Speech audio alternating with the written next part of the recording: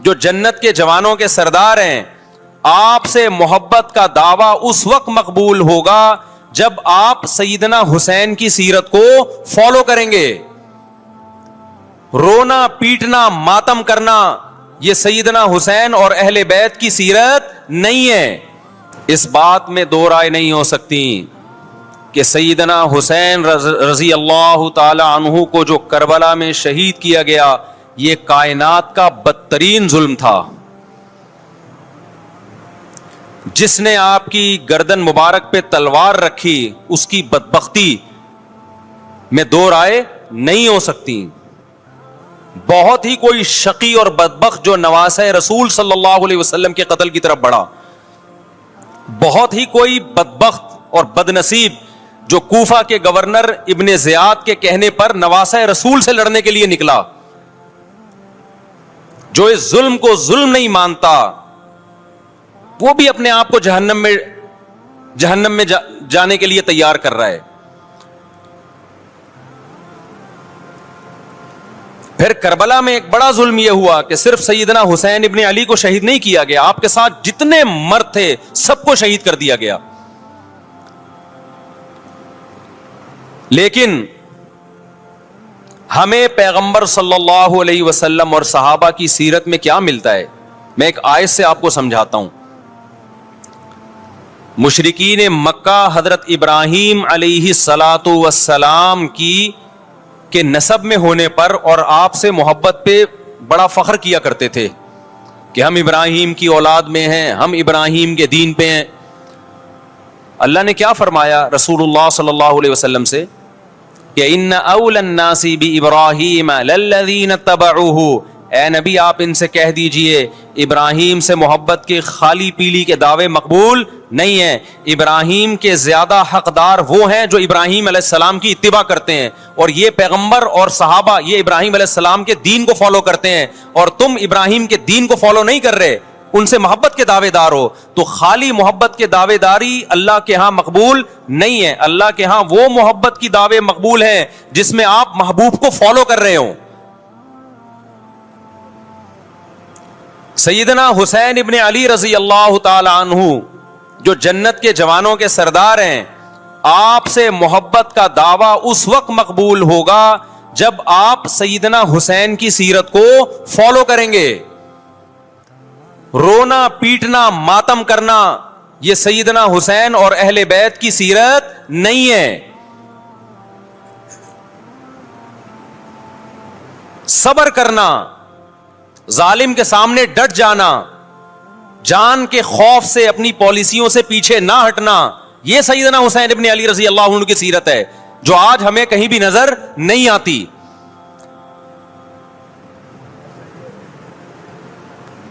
تو ہم نے بھائی دیکھنا ہے صحابہ کا طرز عمل کیا تھا. آپ بتاؤ صحابہ کو سیدنا حسین سے محبت تھی یا نہیں تھی؟ کیا غم کا پہاڑ ٹوٹا ہوگا جب اطلاع ملی ہوگی کہ سیدنا حسین ابن علی اور آپ کے اصحاب اور اہل بیت کو سب کو کربلا میں شہید کر دیا گیا ہے. کیا قیامت گزری ہوگی. کوفہ سے ایک شخص آیا نا عبداللہ بن عمر سے پوچھنے لگا جو مارنے پر دم کا مسئلہ. انہوں نے فرمایا تم نے پیغمبر کے نواسے کو قتل کر دیا اور مسئلہ یہ پوچھ رہے ہو کہ جو مارنے پر دم آئے گا کہ نہیں آئے گا. ایک طرف تم نے پیغمبر کے نواسے کو قتل کر دیا کربلا میں، اور اب ہم سے آ کے مسئلہ پوچھتے ہو جو مارنا جائز ہے یا نہیں ہے. صحابہ کے ہاں یہ غم کم غم نہیں تھا. دیکھو حضرت معاویہ رضی اللہ تعالی عنہ کے ہاتھ پہ بھی حضرت حسین نے بیعت نہیں کی، لیکن بغاوت بھی نہیں کی. کیوں؟ بغاوت سے فتنے کا اندیشہ تھا. حضرت حسن جو حضرت حسین کے بڑے بھائی تھے، انہوں نے سیدنا معاویہ رضی اللہ تعالی عنہ کے ہاتھ پہ بیعت کی اور اس اختلاف کو ہمیشہ کے لیے اپنی کوشش کے مطابق ہمیشہ کے لیے ختم کر دیا. ختم ہوا نہیں ہوا ایک الگ بحث ہے، لیکن حضرت حسن کا مقصد کیا تھا کہ مسلمانوں کی دو جماعتوں کو میں آپس میں لڑتا ہوا نہیں دیکھ سکتا. لوگوں نے کہا آپ خلافت کے حقدار ہیں، آپ نے فرمایا میں دستبردار ہوتا ہوں سیدنا معاویہ کے حق میں. حضرت حسن بیعت ہو گئے حضرت معاویہ سے اور یہ اختلاف کو کیا کر دیا؟ ختم. حضرت حسین بیعت نہیں ہوئے، لیکن حضرت حسین نے بغاوت بھی نہیں کی. ہر ایک کی اپنی رائے تھی. حضرت حسن کی اپنی رائے تھی, ان کا خیال تھا کہ بیعت ہونا مسلمانوں کے لیے زیادہ مفید ہے, ایک پاورفل حکومت ہوگی, ایک طاقتور ریاست ہوگی, ورنہ لڑتے رہیں گے آپس میں. حضرت حسین کا موقف یہ تھا کہ میں بغاوت تو نہیں کروں گا لیکن بیعت بھی نہیں ہوں گا, کیونکہ اگر بیعت ہو گیا تو اس سے جو خلفائے راشدین کے دور میں جو خلیفہ کی سلیکشن کا طریقہ تھا وہ طریقہ ختم ہو جائے گا. تو میں اگر اس طریقے کو نہیں لا سکتا تو اس کے خلاف کو پروموٹ بھی نہ کروں میں. یہ بھی ایک رائے تھی. میں سمجھا پا رہا ہوں اپنی بات؟ بھائی رائے کا اختلاف ہوتا ہے نا. نبی صلی اللہ علیہ وسلم نے فرمایا اذا اجتہد المجتہد فإن اصاب فلہ اجران وإن اخطأ فلہ اجر واحد. جب کوئی مجتہد اللہ کی رضا کو سامنے رکھ کے اجتہاد کرتا ہے, صحیح اور غلط کا فیصلہ کرنے بیٹھتا ہے, رائے یعنی اس کا مقصد اللہ کی رضا ہو, تو اگر وہ درست نتیجے پہ پہنچے تو 2 ثواب, غلط نتیجے پہ پہنچے تو بھی 1 نیکی اس کو ملتی ہے, اس لیے کہ اس کے بس میں جو خیر خواہی کا کے لیے جو تھا وہ اس نے کر دیا. رائے کا اختلاف ہوتا ہے. تو حضرت حسن رضی اللہ تعالیٰ عنہ بیعت ہوئے حضرت معاویہ کے ہاتھ پہ. سیدنا حسین نہ بیعت ہوئے اور نہ آپ نے بغاوت کی, خاموشی اختیار کی. حضرت معاویہ رضی اللہ تعالیٰ عنہ نے سیدنا حسین کو تلوار کی زور سے بیعت پر مجبور نہیں کیا, بلکہ نواسہ رسول کا خیال کیا اور وصیت بھی کی لوگوں کو. لیکن جب حضرت معاویہ کے بعد یزید جانشین ہوا, اس کی سب سے بڑی غلطی یہ تھی کہ اس نے نواسہ رسول صلی اللہ علیہ وسلم اور آپ کے ساتھ جو چند اہل بیت اور چند صحابہ تھے, اس وقت بھی حضرت حسین نیوٹرل تھے. نہ حضرت حسین نے بغاوت کا ارادہ کیا اور نہ بیعت کرنے کا ارادہ کیا. یزید ابن معاویہ کو چاہیے تھا کہ سیدنا حسین رضی اللہ عنہ کو اپنے حال پہ چھوڑ دیتا, اپنے والد کی طرح.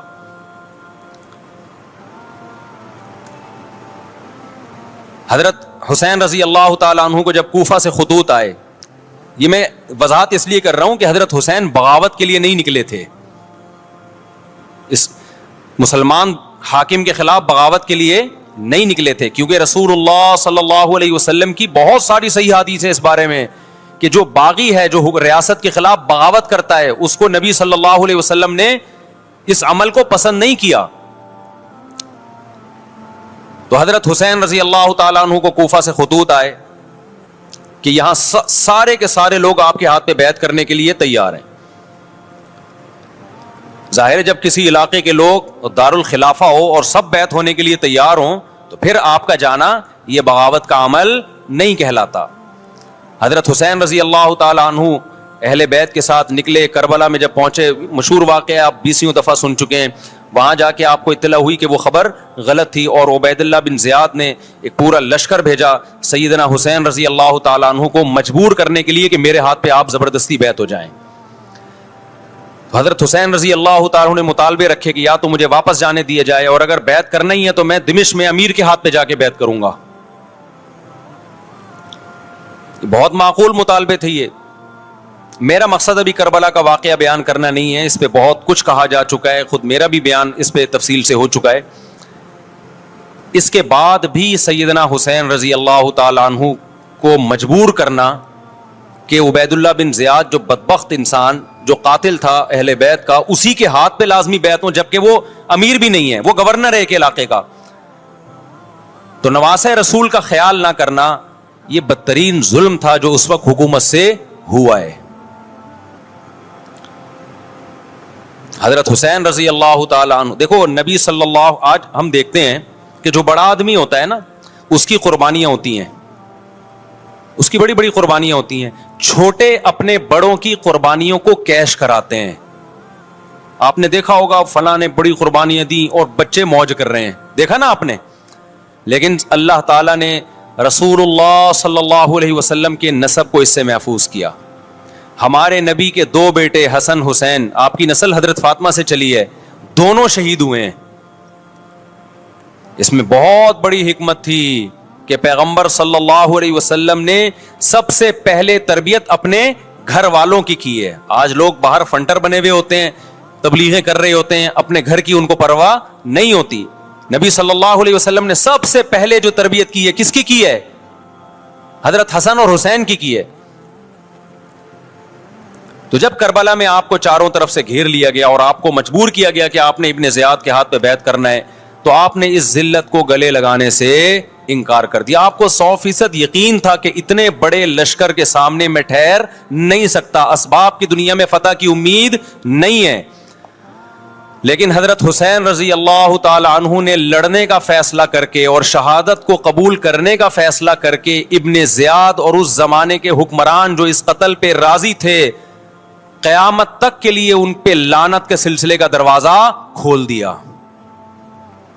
بعض دفعہ اللہ بھی یہ چاہتے ہیں کہ بدبختوں کو ڈھیل ملے تاکہ ان کا جرم سنستدرجہم من حیث لا یعلمون. قرآن کہتے ہیں نا ہم ان کو ڈھیل دیں گے, ان کو برائی میں ہم آگے بڑھنے دیں گے, ایسے بڑھنے دیں گے کہ ان کو خود بھی پتہ نہیں چلے گا, تاکہ قیامت کے دن ان کا عذاب ان کو کئی گنا بڑھا کر دیا جائے.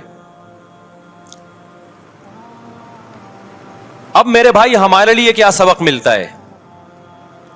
جب یہ واقعہ ہوا عالم اسلام میں کوہرام مچ گیا, لیکن کیا اس واقعے کے بعد اہل بیت کی جو مقدس اور پاکیزہ عورتیں تھیں, کیا انہوں نے نوحہ کیا یا صبر کیا؟ آپ کا ضمیر کیا کہتا ہے, انہوں نے نوحے پڑے ہوں گے یا صبر کیا ہوگا؟ بولو بھائی, صبر کیا. عبداللہ بن عمر رضی اللہ تعالی عنہ جو کوفہ والوں کو ملامت کیا کرتے تھے کہ تم جو مارنے کے مسئلے ہم سے پوچھتے ہو, تم نے حسین کا قتل کر دیا, تو یہ حضرت ابن عمر نے اسی لیے کہا نا کہ آپ کو اس کا غم ہوا تھا. تو ابن عمر کا عمل کیا تھا؟ کیا انہوں نے ماتم کیا؟ کیا انہوں نے چھروں سے اپنے آپ کو مارا؟ حضرت حسین کا قتل بھی ظالمانہ, اور اس سے پہلے سیدنا عثمان کا قتل بھی ظالمانہ. اگر نوحہ یا ماتم جائز ہے تو حضرت عثمان کی شہادت کے دن بھی جائز ہے, حضرت حسین کی شہادت کے دن بھی جائز ہے. اور اگر ناجائز ہے تو جیسے عثمان کی شہادت کے دن ناجائز, حسین کی شہادت کے دن بھی ناجائز ہے. سمجھ میں آ رہی ہے بات کہ نہیں آ رہی ہے؟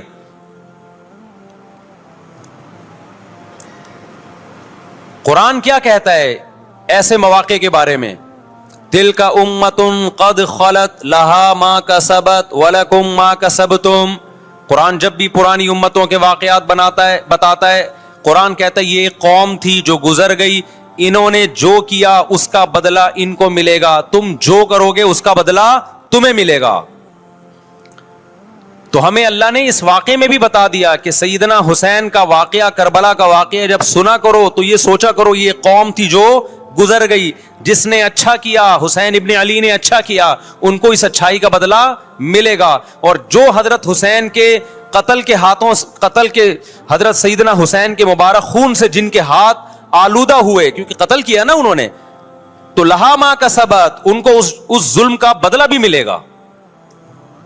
تو ہمارا کام کیا ہے؟ ہم نے فالو کرنا ہے حسین کے راستے کو, نہ کہ حسین کے نام پہ ہم نے ماتم کرنے ہیں. حسین کا راستہ کیا ہے جس کو ہم نے فالو کرنا ہے؟ اب میں چند چیزیں آپ کو بتاتا ہوں. سب سے پہلا سبق جو ہمیں کربلا میں ملتا ہے کہ عزت اور دین, ایک طرف دنیا ہے. دیکھو اگر حضرت حسین رضی اللہ تعالیٰ عنہ ابن زیاد کے ہاتھ پہ جا کے بیعت ہو جاتے, آپ کیا سمجھتے ہو بے تحاشا مال و دولت حضرت حسین پہ خرچ نہیں کرتا کیا وہ؟ جب ایک بڑا آدمی کسی کے ہاتھ پہ بیعت ہوتا ہے تو اس کو بھی تو فائدہ ہوتا ہے نا اس سے. اور کیا حضرت حسین کو یقین نہیں تھا کہ کربلا میں شہید ہو جاؤں گا؟ فتح اور نصرت کی اسباب کی دنیا میں کوئی امید نہیں تھی, مگر آپ نے اہل بیت کو کربلا میں رسوا کرنے پر عزت کی موت کو ترجیح دی ہے. آج اگر آپ میں یہ ظرف ہے کہ آپ عزت کی موت کو ذلت کی زندگی پر ترجیح دیتے ہو تو پھر آپ حسینی ہو. نہیں آئی بات؟ میرا خیال ہے سمجھ. سیدنا حسین کی سخاوت کے واقعات ہیں. سیدنا حسین باغی نہیں تھے رضی اللہ عنہ. پھر جو اہل بیت کا طرز عمل کیا تھا, محرم میں کیا کیا ہو رہا ہے میں آپ کو بتاتا ہوں.